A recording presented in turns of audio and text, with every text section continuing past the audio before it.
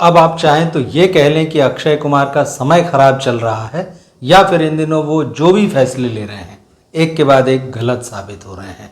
और यही वजह है कि बॉक्स ऑफिस पर फ्लॉप ये जो टैग है उनका पीछा छोड़ने का नाम नहीं ले रहा है।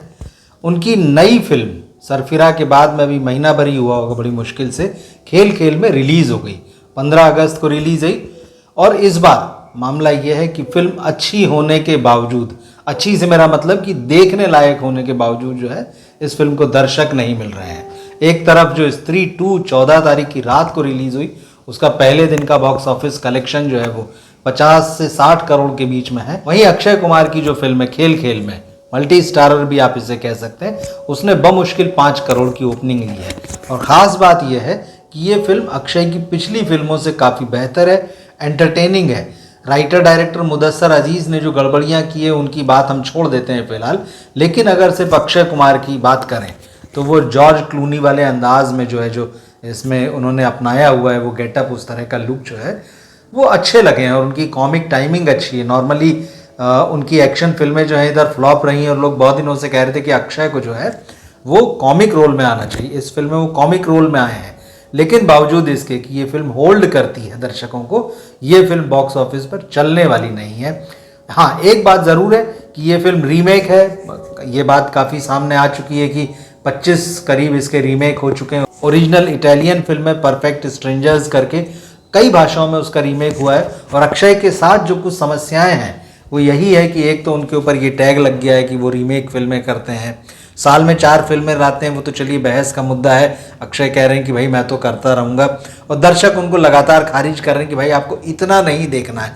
ये जो एक ज़िद जो दर्शकों के मन में है और एक ज़िद जो अक्षय के मन में है कि मैं तो आता रहूँगा, और दर्शक कह रहे हैं कि भाई आप सिलेक्टिव हो जाइए, थोड़ा अच्छा काम कीजिए। ये सारी चीज़ें एक खींचतान पूरी चल रही, कब तक चलेगी नहीं कह सकते। लेकिन जब मैंने खेल खेल में देखी, क्योंकि मैंने ओरिजिनल फिल्म नहीं देखी थी, तो मुझे इस फिल्म को देखते हुए लगा कि ये फिल्म जो है अवॉइडेबल नहीं है, एटलीस्ट ये टाइम पास है। मुदस्सर अजीज़ ने जो है इस फिल्म को लिखा भी है, डायरेक्ट भी किया है। उसमें कुछ समस्याएं हैं, जैसे पहले शुरुआत में जो आप समझ लीजिए आधे घंटे 35 मिनट जो है एक एक करके तमाम कैरेक्टर्स का इंट्रोडक्शन इसमें चल रहा है, वो बहुत गैर ज़रूरी है, बहुत बोर करता है। हालांकि वो कोशिश करते हैं कि एक एक कैरेक्टर की क्या खूबी है, या जो हस्बैंड वाइफ का जो पेयर वो इस फिल्म में दिखा रहे हैं। जैसे अक्षय कुमार जो है वानी कपूर के साथ में है, एमी विर्क के साथ में तापसी पन्नू हैं, उसके अलावा आदित्य सील के साथ में प्रज्ञा जायसवाल हैं। फरदीन खान यहाँ सिंगल दिखाए गए हैं, उसकी क्या वजह है वो भी आगे बताया है डायरेक्टर ने। लेकिन ये जो सबका इंट्रोडक्शन चलता है, अदर देन फरदीन को सीधे इंट्रोड्यूस किया गया है, लेकिन ये जो 3 जोड़ों की बात है ये बड़ी बोर करती। ये चीज़ें जो उनके बीच में जो है वही, वो जब पार्टी में बैठते हैं तो वही सारी चीज़ें चल रही होती, कुछ नया नहीं होता है। तो उनकी अगर रिलेशनशिप को इस्टेब्लिश नहीं भी किया जाता, वो उसी कहानी में जो मेन प्लॉट है कि जहाँ पर सब लोग एक साथ बैठे हुए हैं, ये लोग एक शादी में आए हुए हैं, वानी कपूर की सिस्टर की शादी है, तो ये वहाँ बैठे हुए हैं और फिर उसके बाद में गेम शुरू होता है कि चलो शादी तो कल होगी, अब रात भर क्या करें। तो ये अपना ड्रिंक करते हुए जो है सब वहाँ बैठे और मोबाइल सबके सामने रख दिए जाते हैं, अपने अपने मोबाइल निकाल कर रख दो। बात आती है मोबाइल को लेके, मोबाइल की प्राइवेसी को लेकर। तो फिर ये गेम शुरू होता है कि भाई ठीक है, अब जिसके जो भी मैसेज आएंगे, मेल आएंगे, फ़ोन कॉल आएंगे, वो सबके सामने खोले जाएंगे, मेल और जो मैसेज होंगे, और फ़ोन जो आएगा अगर कोई तो उसको स्पीकर पे रख कर बात की जाएगी, ये सारे। तो अब ऐसे में क्या होता है, ये जो 7 लोग बैठे हुए हैं, तो किसी का मैसेज आता है, किसी का मेल आता है, किसी का फ़ोन कॉल आता है, तो वो क्या बातें आती है और इनसे इनके कैरेक्टर के बारे में क्या चीज़ खुलती है, ये एक एक करके सामने आता है। तो ऐसे में टेंशन बढ़ता है। कभी किसी एक दूसरे के बारे में कहीं टिप्पणियां हैं, कभी उनके रिलेशनशिप में कोई प्रॉब्लम है, ये सारी चीज़ें जो है दिखाई गई हैं। मतलब कैसे सामने आती है और कैसे वो तनाव बढ़ता है, कैसे वो रंग में भंग पड़ जाता है।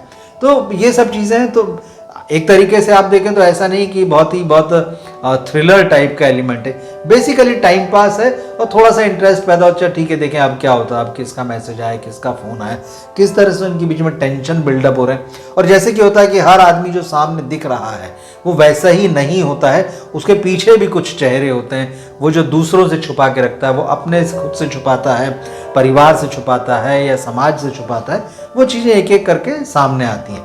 तो ये दिखाया गया है इस फिल्म में। और ठीक है, जैसे मैंने कहा कि आप अगर ये फिल्म, मुझे लगता है कि अगर ये 15 अगस्त पर रिलीज़ नहीं होती, इसके अलावा जैसे अभी अगले 1-2 हफ्ते जो हैं खाली पड़े हुए, कोई बड़ी फिल्म नहीं आनी। अब अगली फिल्म सो कॉल्ड बड़ी फिल्म हम जिसको मानते हैं, बॉलीवुड का कोई स्टार है तो वो कंगना रनौत की फिल्म है, 6 सितंबर को रिलीज़ होगी इमरजेंसी। बीच के 2 हफ्ते थे, अभी आती या खाली समय में, या कोई और टाइम होता जहाँ पर क्लैश नहीं करती। लेकिन अक्षय कुमार जो है इस फिल्म को यहाँ पर लाकर, हालांकि वो को प्रोड्यूसर के ही तौर पर होते हैं, इस फिल्म में लगभग 1 दर्जन से आधा से 1 दर्जन के बीच में जो है वो प्रोड्यूसर हैं, को प्रोड्यूसर हैं। अब इतने सारे लोगों ने मिलकर फैसला किया होगा, लेकिन मुझे लगता है कि अक्षय कुमार है, उनका से तो होना ही चाहिए। तो अगर वो इस फिल्म की रिलीज जो है किसी और समय में करते तो निश्चित रूप से उनको फ़ायदा हो सकता था। लेकिन फिलहाल जो है जिस तरह से इस फिल्म को रिलीज़ किया गया है, शायद आप कह लें कि ओवर कॉन्फिडेंस थे अक्षय कुमार और उनकी टीम जो है।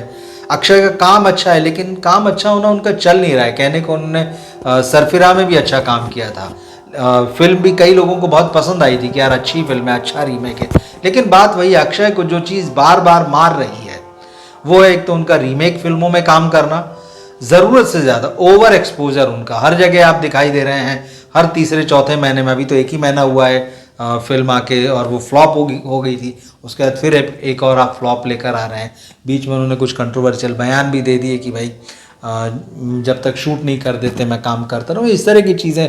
या उन्होंने कहा कि भाई फिल्म इंडस्ट्री में लोग बड़े खुश होते हैं जब मेरी फिल्म फ्लॉप होती। तो इस तरह की चीज़ें वो कह के सुर्खियाँ बटोरते रहें। लेकिन ये बात सही है कि अक्षय कुमार को पूरी तरह से अपने जो उनकी रणनीति होती है, जो उनकी फिल्मों का सिलेक्शन है, पूरी तरह से जिसे कहते हैं ओवरहॉलिंग की ज़रूरत है। मतलब वो चीज़ करना चाहिए अक्षय को, और अपनी फिल्मों को प्लान करना चाहिए। अगर आपने अच्छी फिल्म की, ये तो आपको समझ में आता ही कि जब आपने काम किया है, जब फिल्म बनकर रेडी हुई, आपने देखी है, तो इतना सबको पता होता है। अक्षय कुमार खुद भी कह चुके हैं, और हर एक्टर कहता है कि फिल्म देख के उसको पता चल जाता है कि उसने कैसा काम किया और फिल्म कैसी बनी है, चलेगी कि नहीं चलेगी, इतनी समझ आ जाती। तो जब आपको ये बात समझ में आ रही है कि ये फिल्म में चलने वाला एलिमेंट है, तो आप उसको प्रॉपर टाइम कीजिए। ये मिस टाइमिंग है, मिस टाइमिंग में अक्षय कुमार का नुकसान हुआ है, ये बात पक्के तौर पर है।